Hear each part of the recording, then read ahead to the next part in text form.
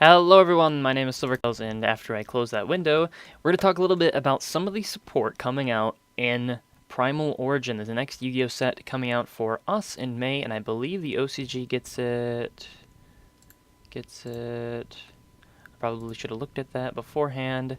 They get it in February. Okay.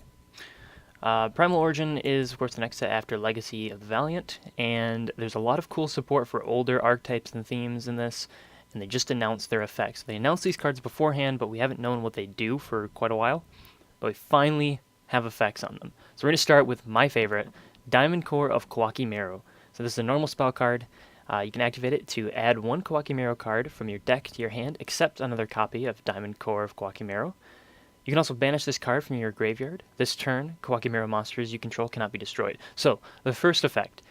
This is the card that Kawaki Marrow needed. I was saying beforehand, they need either a way to search out Kawaki so that you can reveal them for the cost, or a way to search out the Iron Core so you can finally have access to that Iron Core without resorting to weird stuff like Core Transport Unit, or Gold Sarcophagus, or there's a card that sends... Iron Core to the graveyard, silly things like that end up making you minus, or they're slow, or they're inconsistent. This does both of those things. It's a Rhoda for all of your monsters, and it also searches out a couple of your support cards, including the Iron Core of Kawaki Marrow, which means finally, cards like Urnite are really, really playable, using cards that use the Iron Core of Kawaki Marrow as a cost, and there are some really good ones out there, are now much more consistent because you effectively have 6 copies in your deck. But the big thing with Diamond Core is that you can add it back to your hand. Kawaki Marrow Crusader can add back a Kawaki Marrow card from your graveyard when it destroys another monster by battle, which means it can simply add back an Iron Core of Kawaki Marrow. This is perfect. Its second effect isn't exactly... I guess it's pretty cool. Depends on like when you're gonna use it. If you want to push for game and you're afraid of Torrential or Mirror Force or something like that, it's really cool. I kind of wish you could use it on either player's turn, but that would make it probably way too good. But otherwise, this is a really solid card. This puts Kawaki Marrow back on something of a more competitive level. We'll see exactly how much it helps out next format when it releases. Okay, the next card. This is called Scrap Factory. It's a field spell for scraps. It gives all scrap monsters an extra 200 attack and defense. Not really that relevant, but its second effect is when a face-up scrap monster is destroyed by a card effect and sent to the graveyard, you can special summon one scrap monster from your deck, and you can only use the effective Scrap Factory once per turn. The once per turn limitation is kind of, I don't know, it's whatever. And also the fact that it can miss timing, so if you do use Scrap Dragon... or excuse me, depending on how you use, like maybe Torrential Tribute, it's not gonna trigger them. But the cool thing here is that it activates whenever they're destroyed by a card effect. They don't have to be destroyed by a scrap effect, so that's pretty important. Although you can use stuff like Scrap Storm, stuff like Scrap Dragon, all of those sorts of ways that you're used to, or their own effects in some cases, like Scrap Goblin here. He can destroy himself, and then you can special summon the scrap monster from your deck. Unfortunately, there really isn't that many good targets. The good thing, I guess, here is you can get Scrap Golem now, which is kind of cool. You can play this, you can Scrap Storm, and you can bring out Scrap Golem, and you can go right into Scrap Twin, which is pretty nice. But otherwise, we'll see. This is a pretty solid card. It's going to take a little bit of work to, I think, make a build that is immediately good with this. The next card is Mecha Phantom Beast Lion. So this is a level 2 Mecha Phantom Beast Wind Tuner. It possesses the same usual Mecha Phantom Beast effect, where if you control a token, it cannot be destroyed by battle or card effects. Its first effect is you can banish this card from your graveyard and special summon one Mecha Phantom Beast monster from your hand. So that's pretty cool right there. A little marauding captain-like effect. It's sort of a graveyard version of Harliard. And since it allows you to special summon, this means you can trigger something like Cult Wing, which is good because Cult Wing gets those extra two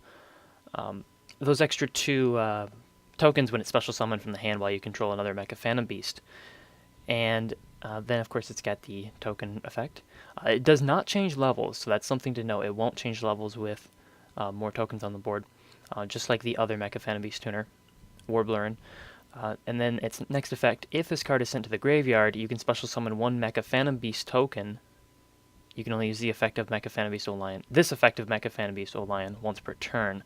So when you use it as a synchro summon, or if it goes to the graveyard via some other method, and I mean any other method, it just has to be sent to the graveyard. You can foolish it, you can mill it, you can do whatever. You will get a token off of that, a Mecha Phantom Beast token. You can only use that once per turn, but that's really strong. That's an easy way to trigger a lot of your token effects. It's an easy way to get tokens on the field early and often, and clearly using it for a synchro summon, since the level 2 tuner, is perfect. And it does have 600 attack, so it's not a machine dupe target, which is fine, I suppose. It'd be kind of cool if you could machine dupe it, especially because if you were able to do that and you could make gachi, and then you could detach and you would get a token, that would be pretty cool. But otherwise, this is a really solid card. I don't know exactly how I'm going to use it with synchro summoning in the deck, because it makes some really odd numbers with level 7s you're typically going to have, or I guess it'd be really good with the level 6s if you have a level 3 Mecha Phantom Beast like Ray Stealth or Hamstrap, and they have a token on the field and they're level 6s at that point, and you can make a level 8. But otherwise, really good. Its effect, being able to banish and then special summon a monster, that's really strong. It lets the deck swarm a little bit more, and it gives you a really good discard target for the new level 7 that I can never think of for whatever reason, that lets you discard to summon tokens. I don't even remember. Cal Griffin, yeah. It makes O-Lion and Cal Griffin really good combo. Next one we get Perica, Lineage of Gusto. So this is a level 3 psychic. When this card is normal summoned or special summoned, you can target one wind tuner monster in your graveyard, special summon that target in face-up defense position. So it's kind of like Crane in a way. It's a non-tuner, so immediately you're getting a tuner. You can say, hey, I'm going to clearly synchro summon with this. Special summon that target in face-up defense position, yep. So its second effect, its effects are negated. If you activate this effect, you cannot special summon monsters for the rest of the turn except wind monsters, and you can only use Perica once per turn. So this is probably the reason, and I had someone say this earlier, that Divine Wind of Mist Valley is banned or limited to 1, because this card would be nuts with Divine Wind. You could just bring out, because it can be activated when it's special summoned. You get your wind tuner and go from there. Now there's some very obvious cards that this thing can synchro summon into that the wind requirement doesn't hurt you at all with. I think we all know what they are. I'm not even going to say them. And this card makes that strategy a lot more viable. So I kind of hope we don't see that, because I think it's a silly strategy. But whatever. If people are going to play that, they're going to play that. And clearly this is going to help them do that. There's also a penguin on the card art, so that makes it probably the best card ever. So yeah, not a whole lot to talk about here. This is just a really good card for Gustos. Next we got Celt, Overlord of Dark World. Now that's a cool name, Overlord. He's a level 6 fiend. He's got a very simple, straightforward effect. If he's discarded the graveyard by a card effect, you special summon it from the graveyard.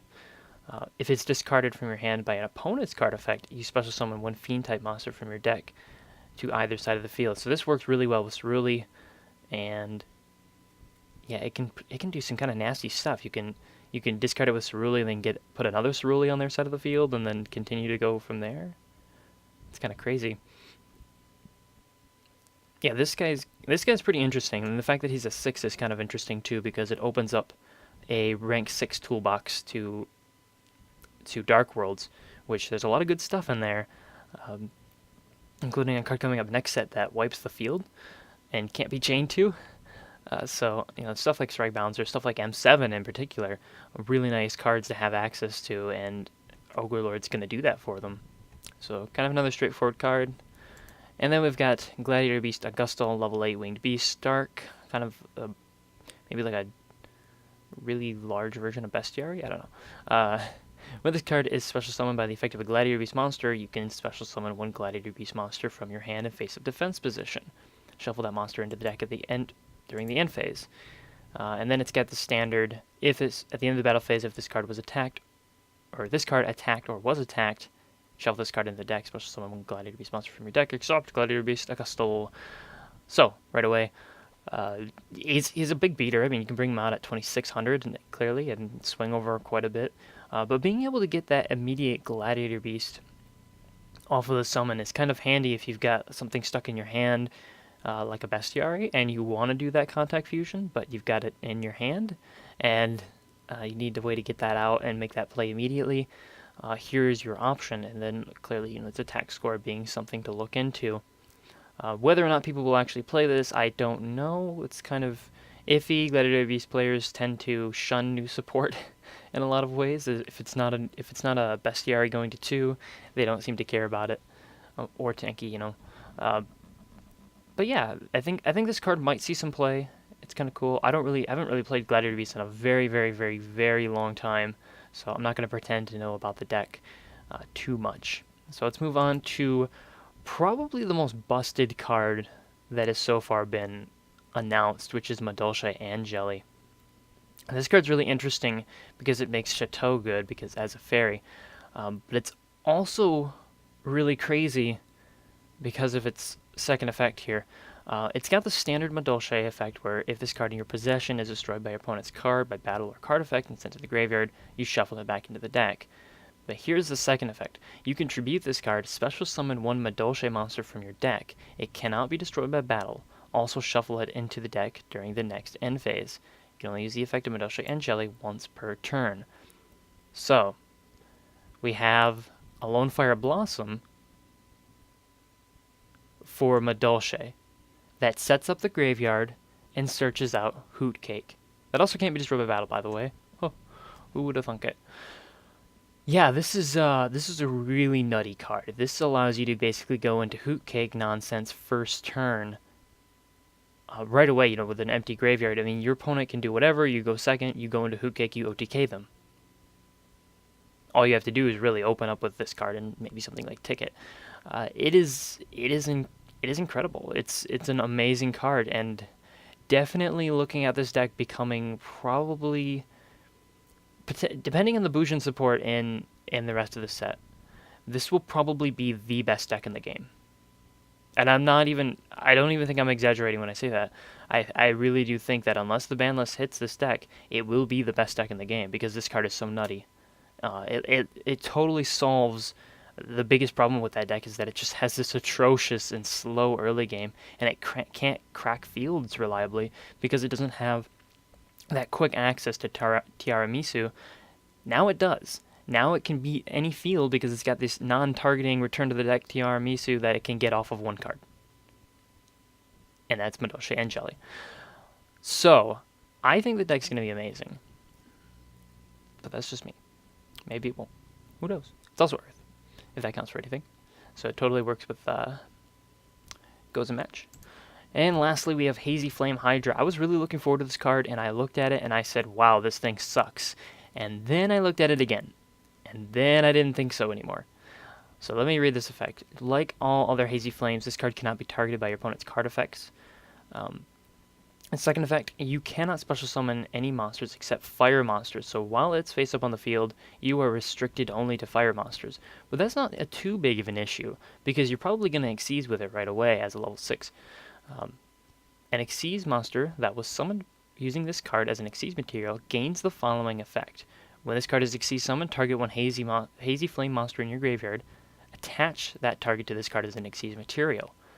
So this is kind of cool. You can summon your Basilisk. So say you go into Periton, and then you go into 2 of these Hydras. And I'm pretty sure, and I haven't seen the rulings on this yet, but I'm pretty sure if you overlay 2 of them together, you get the effect twice, and you can get 2 of them. If that's not the case, then it's definitely not as good as I'm implying here, and it's better to go into a Hydra. So you go into the Periton, you get the Hydra, and then you get a Sphinx, and then you use Sphinx effect, reveal something, maybe get another, like a Cerberus back from your graveyard, or return the Periton back, and then overlay for 3, the Hydra kicks in, you overlay for 4.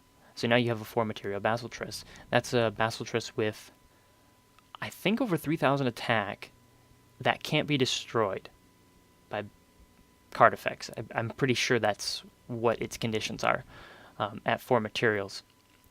So it's pretty strong, but it does sort of prevent you from using its detach, because if you detach, then it can be destroyed by card effects, and then opens it up to a lot of vulnerabilities, and you kind of do want to detach when you're using Basilisk. So that didn't seem too good to me, and I didn't really like it.